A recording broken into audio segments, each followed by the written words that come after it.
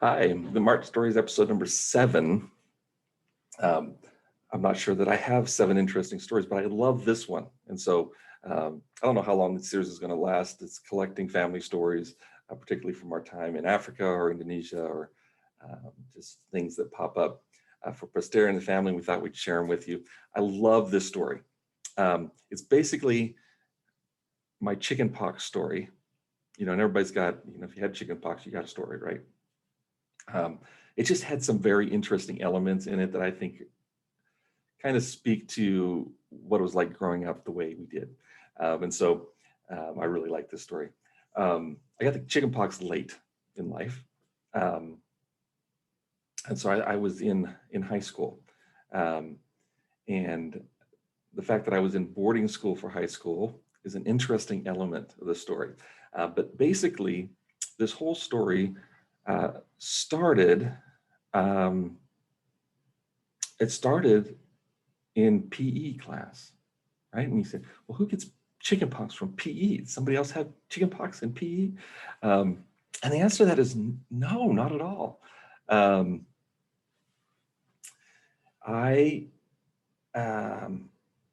We played PE, and we played rugby in PE, and we played flag rugby. It's not like we killed each other with all the kids, right? Only the diehard rugby players killed each other on purpose. But our PE teacher was one of the rugby coaches. And so not surprisingly, rugby got into the curriculum. It was a big sport, popular in the area, and certainly at our school, it was huge. It was kind of basketball and rugby were the big sports. Soccer was big, and later in my time there, and then later, in years to come, soccer would be even bigger. And volleyball was an important sport. But basketball and rugby were kind of it, right? So we all kind of wanted to play. And so it was exciting to get to play, and I was playing as a fullback, back behind the line. If you've seen rugby, there's a scrum of guys that are knuckled in together, and then there's a line of players that kind of come out from the scrum, and you pass the ball backwards out the line, and somebody tries to make a break for it. And the position I was playing is actually behind the line. It's kind of the last line of defense. It's kind of your safety in American football. And I don't know why I was playing that, if it was just a boring position and nobody wanted it. And so then I got it. I know I liked playing in the line. And this was kind of a version of that. So like if the ball is getting passed out the line, sometimes this last person would run around the edge of that line and be kind of an additional person on the wing. But most often I was playing back, and if the other team broke through our defensive line, then I was kind of the last line of defense, or I needed to slow them down so that people could catch up and to put the brakes on. So maybe I was a little bit bigger than some of my classmates. I don't know why I was there. It was flag, so size shouldn't matter, right? Anyway, we were playing rugby.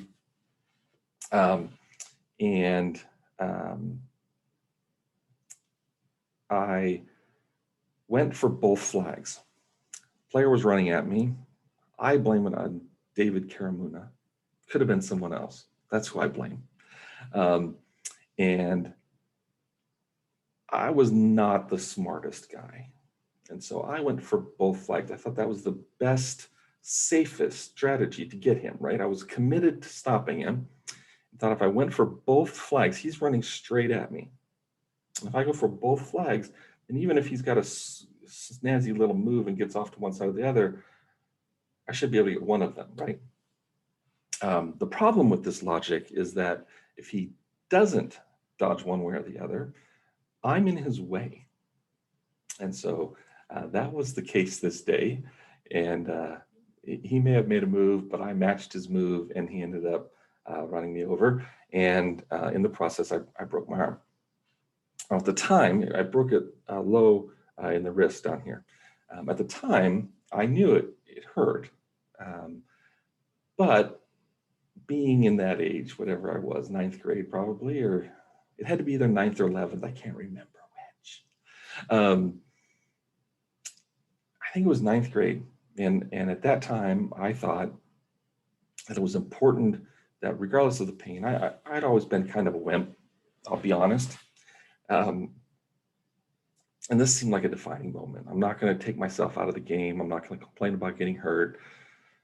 These tough guys need to know you can run me over and I'm going to get back up again. But at the end of PE, my wrist was still hurting. And I noticed that as I tried to grab flags later in the class, that on my right hand, I couldn't like squeeze it. Like there was my movement in my right hand, like it was kind of numb and it didn't feel right. And I wasn't able to like grab the flag. Like I would reach out to grab it and I wasn't able to grasp it. So I was holding my arm to myself and going after everything with my left hand. And so one of my roommates actually commented and said, "It looks like you hurt your arm. Do you need to go up to the nurse?" And so I thought, now that everybody's cleared out and we're headed back to the dorm to change, this might be a good time just to take a route up to the nurse and get it checked out. So my roommate went with me. I think I had 4 roommates at the time. And my roommate went with me, and we went up to the nurse, and the nurse was busy with a student, and so he just dropped me off, and then he went to get changed. And so I stuck around there. Eventually, the nurse was able to see me, and able to identify that my wrist indeed was broken. She actually was able to inspect it, tell it was broken, so they sent me down to the hospital to get a cast. I did that and got it all cast up, full, elbow one, big old thing, headed back to the dorm for the night. And within a day or two, I don't remember the exact sequence.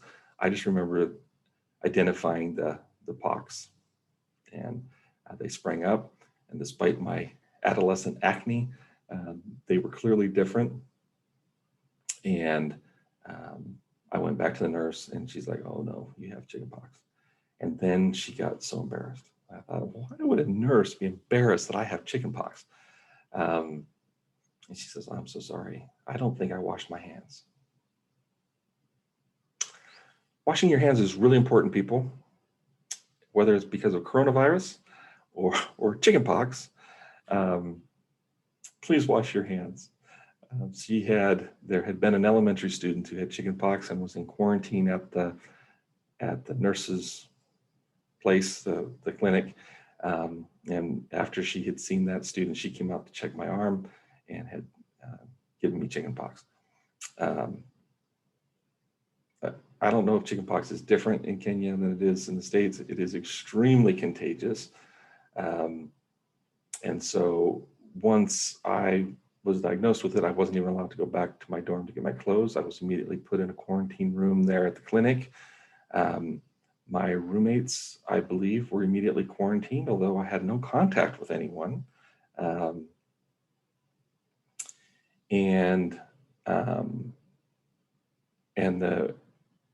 So I was in quarantine, and I needed to be gotten off campus because they couldn't have a contagious person on campus. So I was in quarantine, and school went about trying to get a hold of my parents. Now, that's not an easy task. Nowadays, you just send them a SMS message and they get back to you right away. Back in the day, we didn't have a phone where my parents lived in our home. And so what this required was following the protocol. So the school was left with a protocol. There was someone identified in the town with a phone. You would call, leave a message there. That person in turn would hire someone to hand carry the message to my parents to track them down. They in turn would then return that person. My parents would then take him or her back home and go to where the phone was and return the call.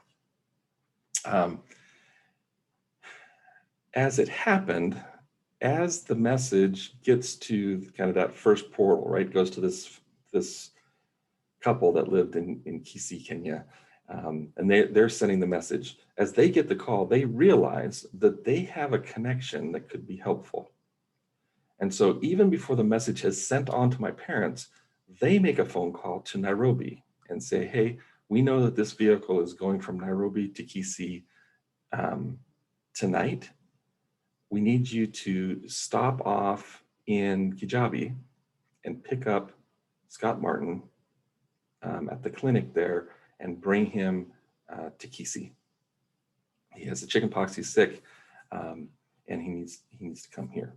And so they communicated that, and within an hour or two of the initial phone call, there was a vehicle there to pick me up, which is amazing because it usually would take me days to get a hold of my parents. And not that I did it very often, but it theoretically would have taken time, right? And so they then sent the message on to my parents that they were arranging transportation to get me off of campus. And I guess the message was something like, your son has chickenpox, he must get off campus immediately. And so this family, kind of that village mentality, takes care of that. So somebody I don't know shows up at the clinic and says, we're here to pick up Scott Martin. He's being evacuated to Kisii. And is he ready to go? So I am, but I'm really contagious, right? And so that I don't infect anyone else in the vehicle, I'm put in the back luggage area of their Land Rover. And there's no seats back there. It's like a pickup, right? It's got a cover on it, but it's basically a pickup truck. And they want to make sure that I'm not breathing the same air. I don't touch anything that they're going to touch, and then they're going to disinfect, which there's a lot of diseases in Kenya, so we're kind of used to disinfecting things, so that wasn't that big a deal, but they just want to make sure I wasn't in the compartment with them. So I'm in the back of the truck, and they kind of laid out some luggage and packing things and kind of got me a spot there set up, and made the 6-hour drive, arriving in Kisii late that night, where my parents were there to meet me, which was great. They took me home, and I began my recovery from chickenpox. In the process, so several of my roommates, they in turn, which I find out later, they had been quarantined to their room. I don't know if they brought them food or what the deal was. They in turn had been evacuated off campus as soon as they showed signs, and it was a mess. Like, don't get chickenpox, right? Wash your hands, right? Remember, that's the lesson. Now I'm now in Kisii, well, in Ibeno, where my parents lived outside of Kisii, and I have a cast, and I have no idea what I'm supposed to be doing to recover. But I don't know if you've had chickenpox. They're really itchy, and so we're trying all kinds of things to keep from itching. But the ones inside my cast were like beetles crawling all the time, and so I would unconsciously, sometimes consciously, ram things down in my cast to try to itch and get some relief from this agitation. It was really, really miserable. Once I no longer presented symptoms of chickenpox, I could return back to school. And so at that point, my parents took me back the 6-7 hours back to RVA, back to school. And that happened to coincide with getting my cast off, which is pretty slick, right? So I've been out of school a bit and recovered, and now I'm getting my cast removed. And so I go down to the doctor that put it on, and he's like, how's it been healing? I said, well, fine, except I got chickenpox. And he's like, oh, that's terrible. Let's get this cast off. So they took it off. And again, I'm not sure if you've had a cast or if you've had one in an equatorial climate where it's hot and sweaty all the time, or if you were a high school boy where you sweat a lot, or if you had chickenpox while you had the cast on. But the result when that cast was cut open was an aroma, well, probably a morgue would be similar. Any place with decaying flesh. It was foul. Oh, it was awful. They took that cast off, and oh my gosh, it smelled so bad. and my skin underneath was raw from the pox that had burst and not healed.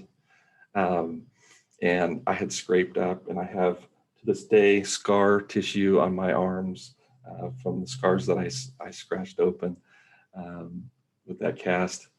That was nasty. And now, because those hadn't healed, my arm had to be resealed.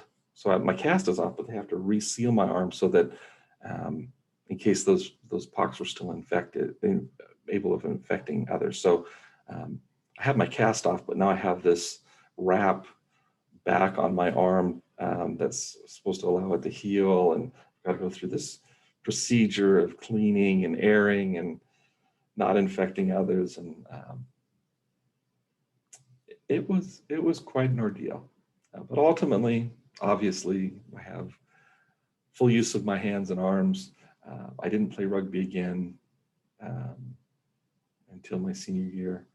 It was kind of the end of my rugby career, and I lived to tell the story. So it's kind of my astronaut story. You know, at the table when somebody's saying the bad health experiences they had, I can always pull out my chickenpox story in Kenya, and it's kind of hard to beat. So thanks for listening. This was story number 7 in Martin Stories, and the next one will be number 8, and I don't know what it'll be about. Have a great day.